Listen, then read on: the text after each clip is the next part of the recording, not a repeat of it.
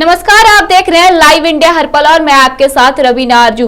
तो बढ़ते हैं खबरों की और बता दें कि भारतीय हॉकी टीम के सदस्यों ने अमृतसर में श्री हरमंदिर साहब में प्रार्थना की। भारतीय हॉकी टीम ने पेरिस ओलंपिक 2024 में कांस्य पदक जीता, जिसके बाद भारतीय हॉकी टीम के खिलाड़ी हार्दिक सिंह ने क्या कुछ कहा, आइए सुनते हैं।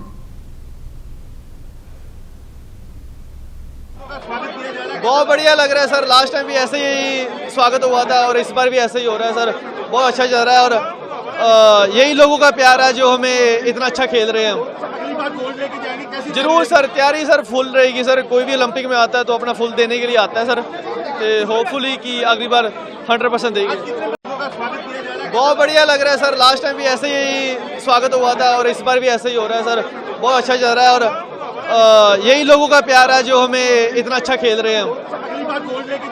जरूर सर, तैयारी सर फुल।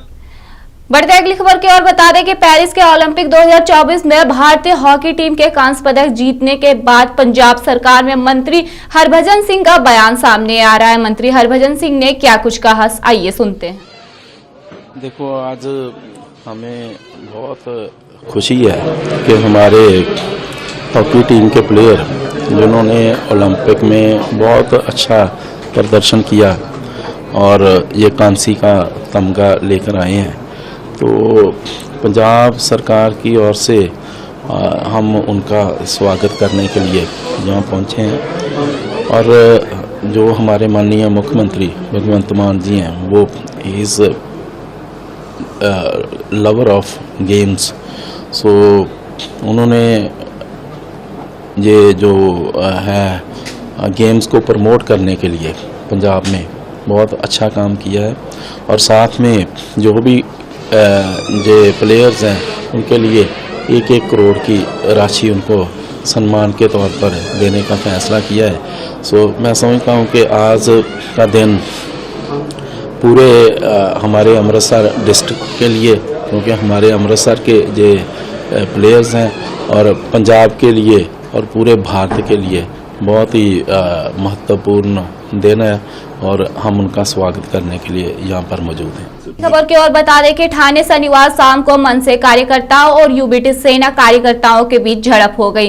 भगवा सप्ताह कार्यक्रम के लिए उदय ठाकरे ठाणे के गडकरी रागायतन हॉल में आए थे। उन्हें यहां आगामी विधानसभा चुनावों के लिए पार्टी कार्यकर्ताओं को संबोधित करना था। जैसे ही उदय ठाकरे हॉल में पहुंचे, मनसे कार्यकर्ता हॉल में घुस आए, उदय ठाकरे के खिलाफ विरोध प्रदर्शन शुरू कर दिया। बता दें कि शिवसेना सांसद संजय रावत ने प्रतिक्रिया दी है, डाले एक नजर।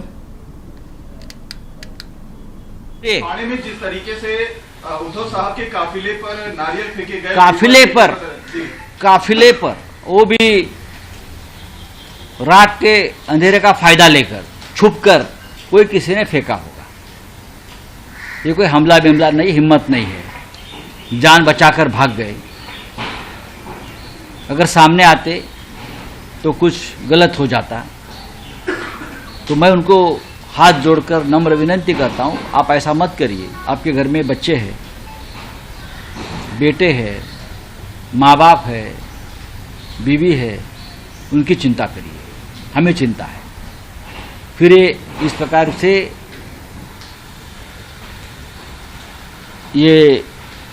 इस प्रकार का अपराध फिर मत करिए,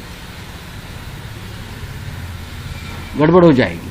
कि आपको कोई करवा रहा है आपसे, और वो अहमद शाह अब्दाली है दिल्ली का, जिसने बहुत बड़ी सुपारी दी है महाराष्ट्र में इस प्रकार से अराजकता फैलाने के लिए। तो आपका इस्तेमाल हो रहा है। आपके नेता सुपारी लेते हैं, चुप बैठते हैं और आपको एक दूसरे के खिलाफ लड़ाते हैं। ये ठीक नहीं है हमारे राज्य के लिए। करते रहिए आप, लेकिन आपका इस्तेमाल हो रहा है राजनीति में, ठीक है? बोलिए, बोलिए। जिस तरीके से बढ़ते अगली खबर की ओर बता दें कि दुर्गली नाले में अचानक आई बाढ़ से पुल की ब्रेस्ट वॉल क्षतिग्रस्त हो गई है, जिस कारण यातायात बाधित है। यातायात को डाइवर्ट किया गया है, पुलिस इंस्पेक्टर करीम जट ने बताया।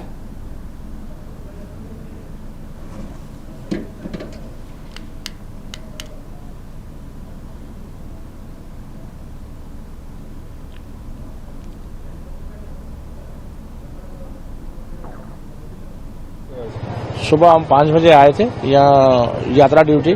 यहाँ देखा कि उस वक्त पानी का तेज बहाव की वजह से ये पुल का जो एक साइड है ये बह गया है और उस वक्त से हमने इसको बंद कर दिया है। ट्रैफिक का आवाजाही बंद की है यहाँ से, क्योंकि कोई भी संगीन नुकसान हो सकता है। और बंद करके हमने सीनियर अफसर को हमने मतला कराया है कि भाई ऐसे पुल का एक सिरा जो है बिल्कुल ही बह गया है। सर ये कौन सा एरिया है? ये नगाली पुल है सर, जो कि चंडक नगाली अपने गुरुद्वारा साहब को जाता है और फिर मीरा साहब जियारत को जाती है, आती जाती है। क्या है इसके बाद? सुबह हम 5 बजे आए थे यहाँ यात्रा ड्यूटी। यहाँ देखा कि उस वक्त पानी का तेज बहाव की वजह से ये पुल का जो एक साइड है ये बह गया है और उस वक्त से हमने इसको बंद कर दिया है। ट्रैफिक का आवाजाही बंद की है यहाँ से, क्योंकि कोई भी संगीन नुकसान हो सकता है। बढ़ते हैं अगली खबर की ओर। बता दें कि डॉक्टर को दूसरे भगवान का दर्जा दिया जाता है, क्योंकि कई जटिल रोगों की वजह से लोगों का जीवन जीना मुश्किल हो जाता है और डॉक्टर ही है जो लोगों का इलाज कर नया जीवन देने का काम करते हैं। ऐसे ही हड्डी रोग से जुड़े रोगों का इलाज अब पटना में आशीष ज्वाइंट रिप्लेसमेंट केयर में रोबोटिक तकनीक से संभव हो रहा है। आशीष ज्वाइंट रिप्लेसमेंट केयर के डायरेक्टर डॉक्टर आशीष सिंह ने बताया कि पश्चिम बंगाल में आए मरीज बीरबल साहू विगत 14 वर्षों से बेड पर थे और ये अपना पैर भी सीधा नहीं कर पाते थे। मेडिकल भाषा में इस बीमारी को एंकोलाइजिंग स्पॉन्डिलिटिस और सामान्य भाषा में गठिया रोग कहा जाता है। एक प्रकार से यह जटिल बीमारी थी जिसे रोबोटिक तकनीक से दोनों कुल्हा का सफल प्रत्यारोपण ऑपरेशन कर दिया गया है और 14 वर्षों के बाद मरीज अब चलने फिरने लगा है। डॉक्टर आशीष सिंह ने बताया कि पूरे बिहार ही नहीं बल्कि पूर्वी भारत के क्षेत्र में रोबोटिक तकनीक से इलाज का यह एकमात्र अस्पताल है जहां हड्डी रोग से जुड़े हर बीमारी का इलाज रोबोटिक तकनीक से किया जाता है। हमारे यहाँ बिहार ही नहीं बल्कि झारखंड, बंगाल, आसाम एवं बांग्लादेश से मरीज अपना इलाज करवाने आते हैं। स्टार्ट करें जी। तो जैसा आपने अभी देखा, बीरबल साहू जो एक पेशेंट है वेस्ट बंगाल के जलपाईगुड़ी डिस्ट्रिक्ट से, ये पिछले 16-17 सालों से इमोबाइल हो चुके थे। मतलब उनका चलना फिरना, बैठना, नित्य क्रिया करना ये सब संभव नहीं हो पा रहा था। 2014 से तो बिल्कुल ही इमोबाइल थे और उसके पश्चात अभी 20 जुलाई को उनको YouTube के ही माध्यम से पता चला कि यहाँ पे डॉक्टर आशीष सिंह सर जैसे ऑर्थोपेडिशियन हैं, पटना में अवेलेबल हैं, जो रोबोटिक सर्जरीज करते हैं और इस तरह के ट्रीटमेंट को पहले भी कर चुके हैं। तो इससे विश्वास लेते हुए 20 जुलाई को ये यहाँ पे आए। 24 जुलाई और 29 जुलाई को इनके कुल्हे का प्रत्यारोपण हुआ और फिर आज 12 दिन के पश्चात इनकी आज जो आपने हालत देखी है वो किसी चमत्कार से कम नहीं। जो आदमी चल फिर नहीं सकता था वो आज अपने पैरों पे खुद से चल के आपके सामने प्रस्तुत हुआ है। जो आदमी कभी बैठा नहीं था 14 सालों से, वो आज आपके सामने बैठे हुए हैं।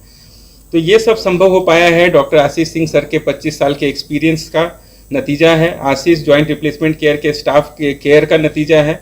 और इस वजह से आज जो भी कुछ ये चमत्कारी चीज़ हुआ है वो आज पटना में आपको देखने को मिल रहा है। तो ये सब चीज़ को कहने का मतलब यही है कि इस तरह का इलाज के लिए पटना वासियों को कहीं और जाने की ज़रूरत नहीं है।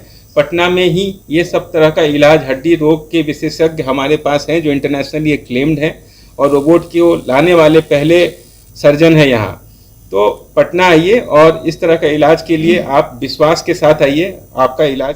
बढ़ती हैं अगली खबर की ओर। बता दें कि गया में बेलागंज, चाकंद और मुफस्सिल थाने के संयुक्त कार्यवाही में पुलिस ने मिनी गन फैक्ट्री का उजागर करते हुए भारी मात्रा में निर्मित अर्धनिर्मित हथियार के साथ कारतूस जब्त किए हैं। पुलिस ने अवैध रूप से हथियार बनाने और सप्लाई करने में संलिप्त 3 लोगों को भी गिरफ्तार किया है। बता दें कि शनिवार की दोपहर बाद एएसपी अनवर जावेद अंसारी ने चाकंद थाना परिसर में प्रेस कॉन्फ्रेंस कर जानकारी देते हुए बताया कि वरीय पुलिस अधीक्षक को सूचना मिली थी कि चाकंद थाना क्षेत्र के चातर घाट कब्रिस्तान के समीप एक गिरोह के द्वारा अवैध हथियार का कार्य विक्रय किया जाना है। इसके सूचना के बाद एसएसपी के द्वारा अपर पुलिस अधीक्षक अभियान के नेतृत्व में एक टीम का गठन किया गया और डीएसपी खुर्शीद आलम, थाना अध्यक्ष चाकंद, एसटीएफ के पुलिस पदाधिकारी के अलावा सशस्त्र बल के जवानों को भी शामिल किया गया।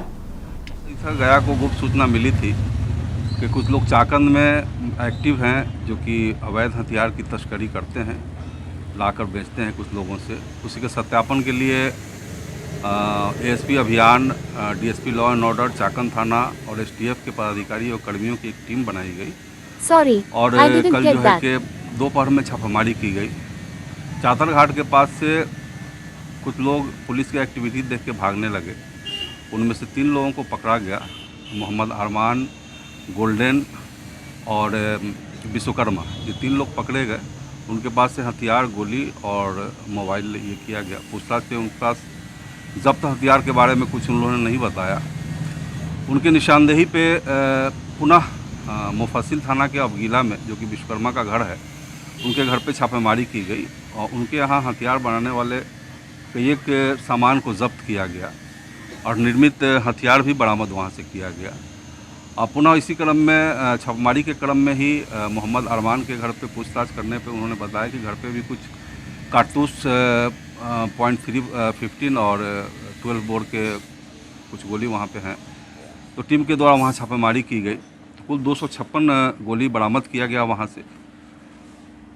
3 छोटा और 1 बड़ा एक नाली हथियार को जब्त किया गया। उसके अतिरिक्त कुछ मोबाइल हैं जिसमें से बहुत सारे चीज़ों को खंगाला जा रहा है, डाटा। इसके बाद हथियार बनाने वाले अवैध अग्नेयास्त्र जो है कि अबगीला से बरामद किया गया है। 3 लोगों को गिरफ्तार किया गया है। इस टीम में और लोग हैं, जांच पड़ताल की जा रही है। कुछ लोगों के बारे में जानकारी हुई, उसके विरुद्ध छापेमारी चल रही है। इसमें शीघ्र ही और जो इसमें संलिप्त हैं उनको गिरफ्तारी करी जाएगी। ये जो गोलियां बरामद हुई हैं, कारतूस बरामद हुए, तो निश्चित तौर पे ये किसी पुलिस या सेना या उसके संबंध में पूछताछ के क्रम में कुछ हम लोगों को इन लोगों से बात पता चली है जिस पे काम किया जा रहा है और ये शीघ्र ही पता चल जाएगा कि ये गोली कहाँ से लाई गई है, किसके माध्यम से लाई गई। इस बुलेटिन में मेरे साथ इतना ही। फिलहाल दीजिए इजाजत। देखते रहिए लाइव इंडिया हर पल। नमस्कार।